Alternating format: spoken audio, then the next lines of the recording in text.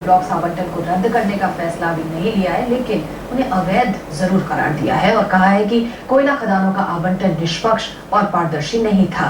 इस फैसले को देश के आर्थिक विकास से जुड़े महत्वपूर्ण सेक्टर्स जैसे स्टील, माइनिंग और बिजली कंपनियों पर क्या कुछ असर पड़ेगा, आज इसी के बारे में हम बातचीत करेंगे। और आज का हमारा बड़ा सवाल भी यही कि क्या विकास की संभावनाओं पर असर डाले बिना कोयला क्षेत्र की अनियमितताओं को दूर किया जा सकता है।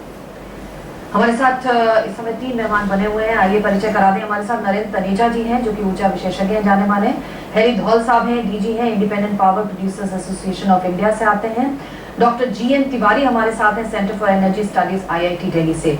आप तीनों का स्वागत है। सबसे पहले नरेंद्र तनेजा जी आपसे, कोर्ट का भी फैसला आया है लेकिन आना बाकी भी है, किस तरह से देख रहे हैं आप इसको? खासतौर पर ये जो कहा जा रहा है कि इसका असर जो है बहुत व्यापक हो सकता है और धीमी गति से चल रही हमारी अर्थव्यवस्था के लिए खराब साबित भी हो सकता है। आप किस तरह से देख रहे हैं पूरे सिनेरियो को? देखिए, जो पूरा सिनेरियो इसके 2 हिस्से हैं। पहला हिस्सा तो ये है, जैसे कि आपकी रिपोर्ट में भी चर्चा हुई, कि जो आपका बिजली का उत्पादन है, स्टील का है, कुल मिलाकर के ये सारा, और कोल का खुद का जो उत्पादन है, अगर कुछ ऐसा होता है कि कैंसलेशन होता है तो फिर उसमें भारी चोट पहुंचेगी और अर्थव्यवस्था के लिए सारे बड़े कोर मुद्दे हैं और कोर एक समय इश्यूज हैं। तो क्या हमारी अर्थव्यवस्था इस सबको बर्दाश्त कर पाएगी? क्या ये सब सही है जबकि अर्थव्यवस्था को एक तरीके से पुनः पटरी पर लाने का प्रयास किया जा रहा है? क्या ये सब कुछ जो हो रहा है इसको अवॉइड किया जा सकता था? एक पहलू तो ये है, मतलब। और दूसरा, जो लेजिटिमेट इन्वेस्टर है, जो लेजिटिमेट प्लेयर है, लेजिटिमेट कंपनी है, जिन्होंने अपने हिसाब से कायदे कानून से सारा काम किया, क्या उनको भी सजा मिल जाएगी? क्या वो बेकसूर जो है, एक तरफ तो काम किया, लेजिटिमेट इन्वेस्टमेंट लिया, लेकिन दूसरी तरफ उनको ये सजा मिल गई? दूसरा इसका पहलू ये भी सच्चाई है कि जिस समय की बात हो रही है उस समय में हमारे यहाँ कई कोल ब्लॉक्स का जो आवंटन हुआ वो इलीगल था, गलत तरीके से हुआ, उसमें पारदर्शिता नहीं थी, उसमें भ्रष्टाचार था। तो सुप्रीम कोर्ट देश का सबसे बड़ा कोर्ट है, तो अगर सुप्रीम कोर्ट अगर कहीं पे ऐसी बात होती है जहां पे बेईमानी है या भ्रष्टाचार है या पारदर्शिता या सही या कायदे कानून से काम नहीं हुआ, उसको लेके अगर सुप्रीम कोर्ट चुप रहे तो वो भी देश के लिए अच्छी बात नहीं है। तो देखना बात ये होगा कि हम किस तरीके से, एक तरफ सुप्रीम कोर्ट का ये काम है, लोग लेकर के गए, सुप्रीम कोर्ट ने अपनी, सुप्रीम कोर्ट का जो फैसला होता है उसका हर आदमी सम्मान करता है एक लोकतंत्र के अंदर, और भारतीय सुप्रीम कोर्ट जो है वो गिनी चुनी ऐसी संस्थाएं हैं जिसका हर भारतीय सम्मान करता है। तो जो कोर्ट कह रहा है वो उस बात का हम सम्मान करते हैं। लेकिन और दूसरी बात ये कि पूरा फैसला अभी एक तरीके से नहीं है, सितंबर 1 तारीख की बात हो रही है। तो लेकिन मेरा ये मानना है, कुल मिलाकर के एक तो हमको सितंबर 1 का इंतजार करना चाहिए, कंक्लूजन पे जंप नहीं करना चाहिए। सरकार ने कह ही दिया है कि सरकार तैयार है, जो भी उसका कॉन्सिक्वेंसेस सरकार दे। लेकिन सबसे अहम चीज, जैसे मैंने कहा, कि जो लेजिटिमेट इन्वेस्टर है, लेजिटिमेट कंपनीज है, उनका नुकसान नहीं होना चाहिए और जो अर्थव्यवस्था है उसको चोट नहीं पहुंचनी चाहिए। लेकिन दूसरी तरफ ये भी बात सही है कि देश के अंदर व्यवस्था ऐसी होनी चाहिए जिसका आधार बिंदु जो है वो न्याय हो। सही कह रहे हैं। हमारे साथ डॉक्टर GN तिवारी साहब हैं, centre for energy studies IIT Delhi से आते हैं।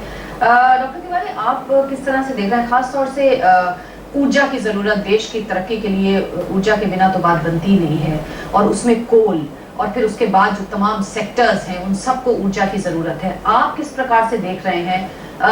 जैसे कि अभी कह रहे थे नरेंद्र तनेजा जी कि जंप नहीं करना चाहिए हमें किसी कंक्लूजन पे, क्योंकि फैसला अभी पूरा नहीं आया, लेकिन फिर भी एक जो सामने हमें नजर आ रहा है उसकी व्यापकता को आप किस प्रकार से देखते हैं? देखिए, ऐसा है कि ऊर्जा के कई क्लासिफिकेशंस हैं, जैसे फॉसिल फ्यूल जिसमें कि कोल भी आता है, पेट्रोलियम भी आता है, नेचुरल गैस आता है। हम लोग को जो है अदर स्रोत भी जो है देखना चाहिए, जैसे फॉर एग्जांपल सोलर एनर्जी। बिल्कुल। और मैं एग्जांपल दे रहा हूँ, जैसे कोल की कमी अगर एकाबैक आ गया या सुप्रीम कोर्ट का जजमेंट आ गया तो इंडस्ट्री तो छोड़िए, इंडस्ट्री तो एक आध हफ्ते के लिए वेट कर सकती है, लेकिन जो डे टू डे लाइफ है वो आपका जो इमीडिएटली इफेक्ट हो जाएगा। मैंने होल कंट्री एक तरह से कहिए या maximum part of the country in a drop position. तो to avoid such situation in the future we should, हम लोग को जो है हमेशा ध्यान ये रखना चाहिए क्या और लोकल जो है ऊर्जा का स्रोत है, और उसमें सबसे बड़ा स्रोत जो है हमारा सोलर एनर्जी है। सोलर एनर्जी से हम बिजली भी पैदा कर सकते हैं और भी काम कर सकते हैं। सबसे पहले हमारा अंधेरा दूर करना जो है प्रयास होना चाहिए जो है। और यही नहीं, कोल की आप एक चीज निश्चित मान लीजिए कि कोल की मात्रा निश्चित है, चाहे 50 वर्ष में खत्म हो, 100 वर्ष में खत्म हो, 150 वर्ष में हो, ये खत्म होना ही होना है। इसलिए हमको अदर जो सोर्स है, सोलर एनर्जी है, रिन्यूएबल एनर्जी, विंड एनर्जी है, इस पर भी हमको ध्यान देना चाहिए और उस पर तैयार रहना चाहिए कि अगर भविष्य में इस तरह की सिचुएशन कभी आ जाती है पॉलिटिकल रीजन से या जुडिशरी सिस्टम से या किसी भी सिस्टम से, तो एटलीस्ट हम आप जो है तैयार हैं कि भाई और भी सोर्स है जिससे कि दूरदर्शन भी चल सके और या मैंने जो आपका जो डे टू डे एक्टिविटी है वो काम हमारा आ सके। बिल्कुल ठीक बात है। कम से कम पढ़ाई मतलब सुन रहे हैं, ये बेसिक नीड्स है। अब एनर्जी जो है हमारा 4th बेसिक नीड हो गया है, इसके बिना हम चल नहीं सकते हैं एंड मोर और लेस हम लोग एनर्जी के एडिक्ट हो रहे हैं। तो उस चीज को देने के लिए कोल के अलावा हमारे पास और भी ऊर्जा का स्रोत हमारे पास है। कोल में तो आप बाहर पर डिपेंड हो रहे हैं। पीछे अभी अपने रिपोर्ट में देखा है कि कोल बाहर का आता है, वो इसलिए आता है उसमें एस कंटेंट कम होते हैं, हमारे कोल में एस कंटेंट ज्यादा होते हैं। तो इसलिए क्या कि हमारे यहाँ जो पोल्यूशन को भी खराब करते हैं, इन्वायरमेंट को भी खराब करते हैं। और सोलर जिसे है, सोलर एनर्जी जो है लोकली अवेलेबल है, हर जगह लोकली यूज हो सकता है और हमारे हिसाब से ये इकोनॉमिकल भी है। बिल्कुल तिवारी जी, आप बिल्कुल सही कह रहे हैं, लेकिन ये सुनते हुए हमें कई साल हो गए कि सोलर एनर्जी पे क्यों नहीं जाते हम, क्यों उस पे R&D नहीं करते। इस पे मैं आऊंगी, लेकिन पहले जरा हैरी थॉल साहब जी का भी एक रिएक्शन हम ले लें। हैरी जी, बिजली के मामले में और खासतौर से बिजली के उत्पादन में 2/3 जो है वो कोयले से ही बनती है बिजली, और जैसे कि अभी कह रहे हैं कि हम बिजली के एडिक्ट हो चुके हैं, बिजली के बिना हम सोच नहीं सकते अपनी जिंदगी। आप क्या मानते हैं कि खासतौर से बिजली उत्पादन में क्या कुछ असर पड़ेगा अगर इस तरह से कोयले का आवंटन अगर रद्द होता है या उसमें और कुछ कमी बेशी होती है तो क्या हो सकता है? देखिए, मैं नरेंद्र तनेजा जी की बात को थोड़ा आगे लेना चाहता हूँ। हम ये 1 मिनट के लिए टाइम मशीन लगा के पीछे चले जाते हैं 5 दिन, 5-10 दिन पहले, जब तक सुप्रीम कोर्ट का ये फैसला नहीं आया था तो हिंदुस्तान के पावर सेक्टर का क्या हाल था। हाल ये था कि कोयला नहीं मिल रहा था और पावर प्लांट्स बंद पड़े थे या अंडर कैपेसिटी चल रहे थे। अखबारों में बार बार आ रहा था कि फलाने पावर प्लांट के पास 1 दिन की सप्लाई है, दूसरे के पास आ रहा था 3 दिन की सप्लाई है, कहीं आ रहा था ये पावर प्लांट जो है परसों बंद हो जाएगा क्योंकि वो कोयले की शॉर्टेज है। तो कोल इंडिया जो है, जो हमारी मेन ऑर्गेनाइजेशन है, इस सुप्रीम कोर्ट के फैसले के पहले भी मैं ये कहूँगा कि वो सप्लाई पूरी नहीं कर पा रही थी। कोल का आयात हो रहा है, ये सबको पता है। अब ये आप इस स्टेज पे आइए कि आज सुप्रीम कोर्ट ने एक पार्शियल जजमेंट या पार्शियल अनाउंसमेंट किया है कि ये सारा प्रोसीजर जो है ये गलत था। मेरा इसमें सिर्फ 2 चीजें हैं कहनी, कि सुप्रीम कोर्ट हो या भारत सरकार हो या ये कंज्यूमर ऑफ इलेक्ट्रिसिटी हो, इसको एक बात समझनी पड़ेगी कि आगे चल के हमें अगर हमारे इंफ्रास्ट्रक्चर सेक्टर को आगे बढ़ाना है, खासकर पावर हुआ या जो भी हमारे इंफ्रास्ट्रक्चर सेक्टर हैं, उसमें प्राइवेट सेक्टर इन्वेस्टमेंट के बिना हम आगे उस स्पीड से, उस रफ्तार से बढ़ नहीं सकते।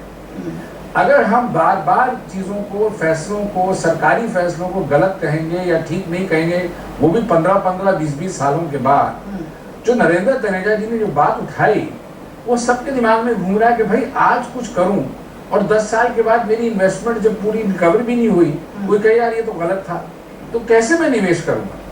और आखिरी बात मैं ये कहना चाहूँगा कि अगर आप ये समझते हैं कि आप सारे के सारे वो ब्लॉक्स को आप रद्द कर भी देंगे, इससे कुछ नई चीज़ होगी, कुछ नहीं होगा सिवाय इसके कि आप फिर ऑक्शन कराएंगे, ऑक्शन करा के कोयले का भाव बढ़ेगा, कोयले का भाव बढ़ेगा, बिजली की जो कीमत है वो बढ़ेगी।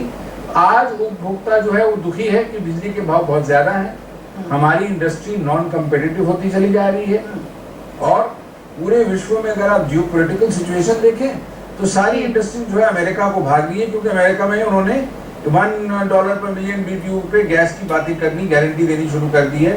तो ऊर्जा का भाव, एनर्जी का भाव वहाँ पे गारंटी कम कर जी। हमारे साथ PC पारक साहब जुड़ चुके हैं, पूर्व कोल सचिव।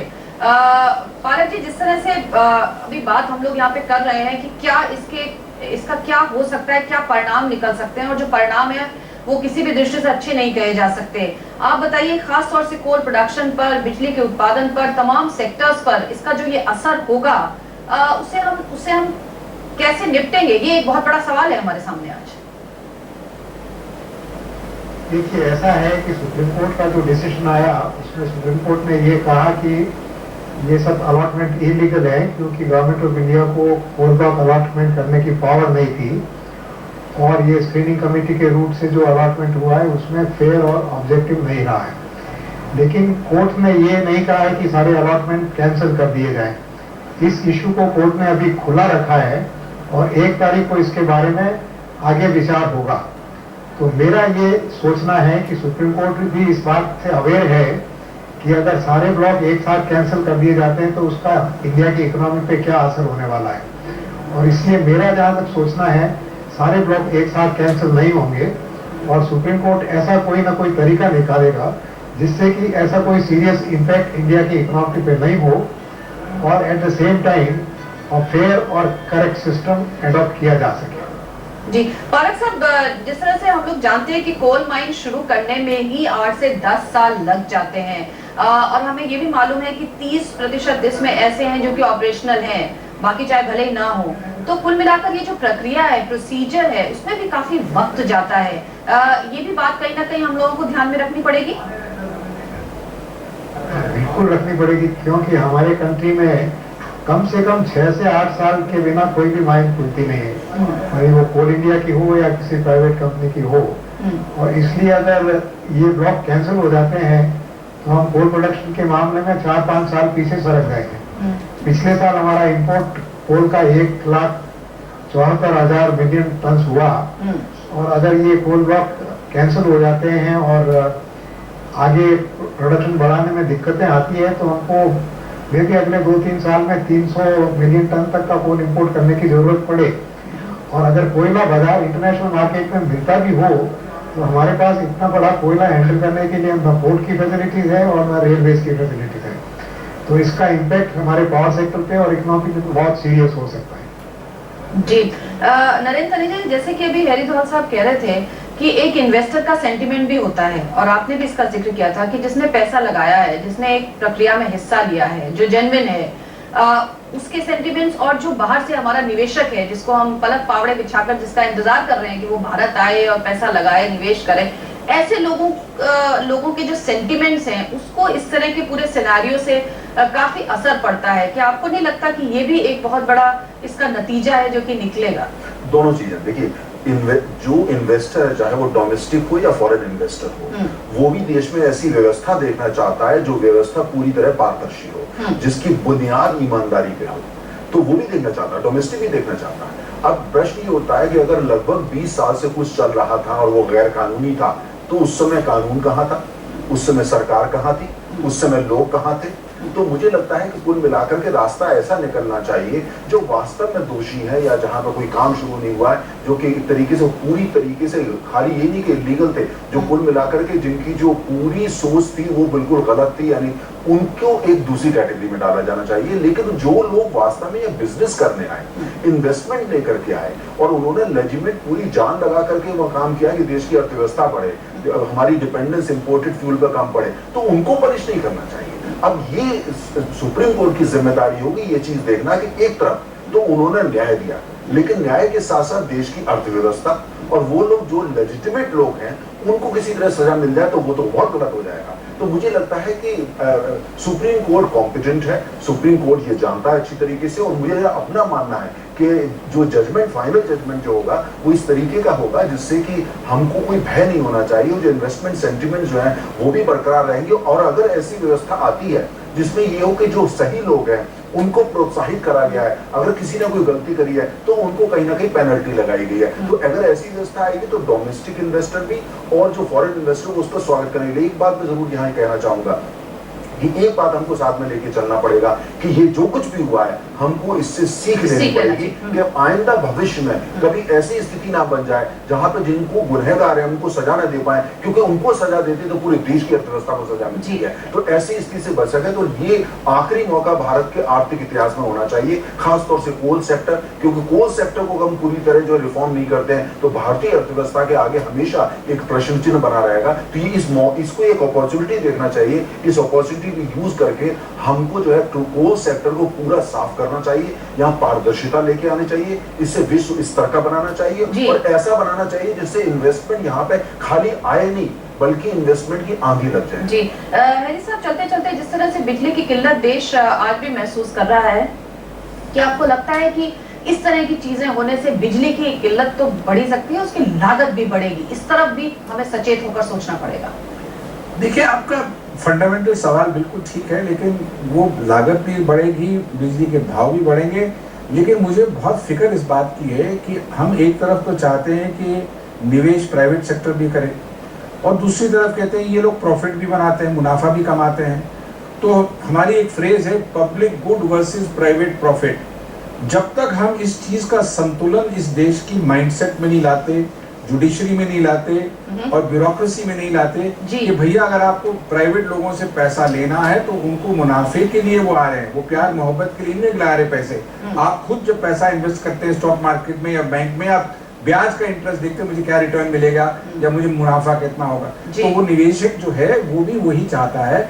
अगर आप वो कहे उसने प्रॉफिटियर किया है और उसको कुछ ना कुछ करके उसको टांग दिया जाए, बिल्कुल बिल्कुल, तो ये आगे जाके आपकी इंफ्रास्ट्रक्चर डेवलपमेंट नहीं हो पाएगी। जी बहुत बहुत शुक्रिया आप तीनों मेहमानों का। कुल मिलाकर इस पूरी चर्चा से निष्कर्ष यही निकला है, फारूक साहब आपका भी बहुत बहुत शुक्रिया कि सबक लेने की जरूरत है, भविष्य के लिए हम सबको सचेत होने की जरूरत है। एक छोटा सा ब्रेक लेंगे, आप देखते रहिए न्यूज़ नाइट।